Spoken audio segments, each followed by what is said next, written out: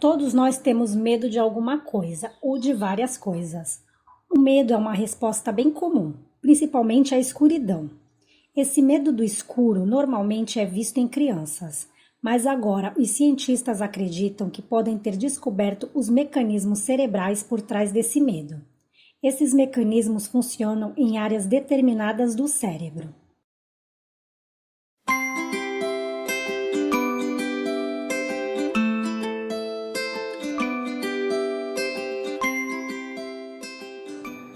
A seção da amígdala do cérebro é responsável por processar a emoção e regular nossa resposta ao medo. E o novo estudo destaca como a atividade cerebral nesta região muda quando somos expostos à luz e à escuridão. A luz, comparada com a escuridão, suprime a atividade na amígdala. A exposição moderada à luz resultou em maior supressão da atividade da amígdala do que a luz fraca, afirmam os pesquisadores. Além disso, a presença da luz parece deixar mais forte a ligação entre a amígdala e o córtex pré-frontal ventromedial, que é a outra parte do cérebro que está relacionada com o controle da sensação de medo. No novo estudo, foram feitas varreduras cerebrais de ressonância magnética funcional em 23 pessoas, e eles foram analisados conforme eram expostos a períodos de 30 segundos de iluminação fraca e moderada, e também à escuridão. Ao todo, os exames duraram 30 minutos. A iluminação moderada fez uma redução significativa na atividade da amígdala. Já a iluminação fraca acabou fazendo uma redução menor. Além disso, também foi visto uma maior conectividade funcional entre a amígdala e o córtex pré-frontal ventromedial nos momentos em que as luzes estavam acesas. Isso quer dizer que a luz pode manter os centros de gerenciamento do medo do cérebro em operação. Essa conclusão foi baseada nesse pequeno grupo de voluntários, por isso os pesquisadores irão precisar de mais dados para descobrir o que exatamente está acontecendo.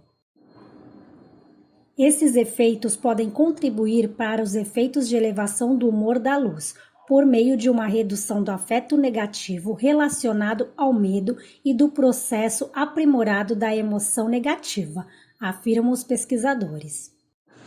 Essa relação entre luz, escuridão e atividade no cérebro está bem estabelecida. As mudanças na luz ajudam as pessoas a saber quando dormir, além de também ter um impacto nos níveis de alerta e no humor. É possível que ser capaz de controlar a luz seja uma maneira de lidar com o medo do escuro, e vemos que os tratamentos de fototerapia são usados de forma ampla para doenças como depressão, mesmo que os cientistas não entendam por completo como ou por que elas funcionam. A resposta pode estar nas chamadas células ganglionares da retina intrinsecamente fotossensíveis, que são células que captam a luz dos olhos e a transmitem para as áreas diferentes do cérebro. Depois disso, o próximo passo é entender mais a respeito de como elas interagem com a amígdala. Você sabia que existe um termo científico para o medo do escuro? Ele se chama nictofobia.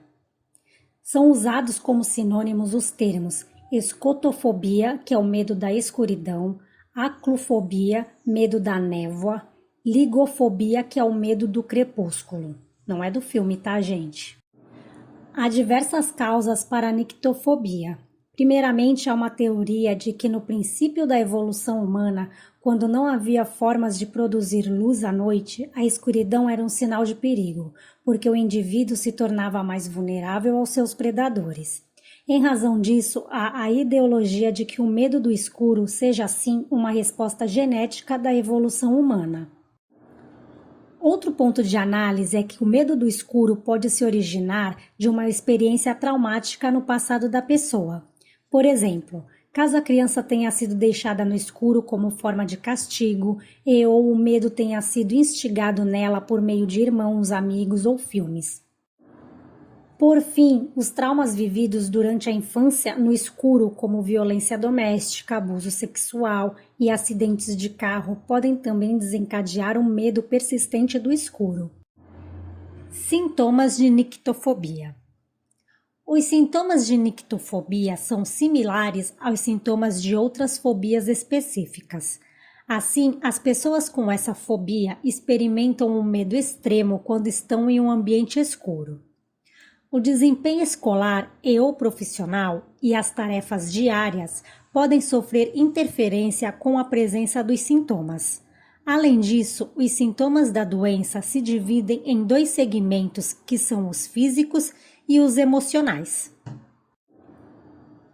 Os sintomas físicos são problemas respiratórios, arritmia, tremores ou formigamentos, tonturas ou náuseas, dor no estômago, sudorese. Os sintomas emocionais são sentimentos de ansiedade ou pânico, perda do controle da realidade e psicose, sensação de morte iminente, impotência sobre seu medo. Nictofobia e os transtornos do sono. A nictofobia pode estar interligada com algum transtorno do sono, como insônia.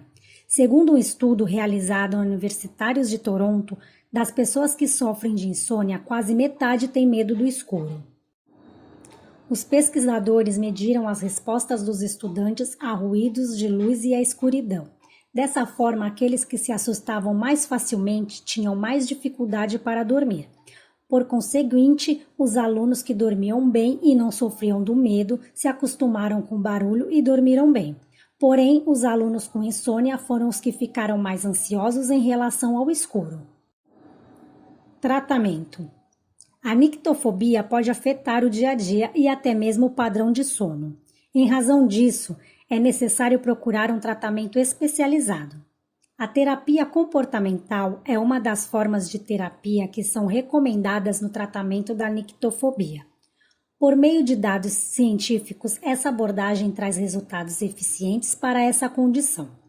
Vale ressaltar que sem um tratamento adequado, o medo extremo do escuro pode ocasionar crises intensas de pânico ou ansiedade, sensação de medo desproporcional e irracional, evitar situações devido ao medo. É comum que algumas pessoas superem o medo ao dormirem com luz acesa ou com um abajur ligado. Por fim, o uso de medicamentos é recomendado para ajudar no transtorno de ansiedade, pânico ou depressão. É comum que a fobia seja desencadeada por esses transtornos. Portanto, o acompanhamento com um profissional de psicologia e um psiquiatra são a melhor forma de tratamento.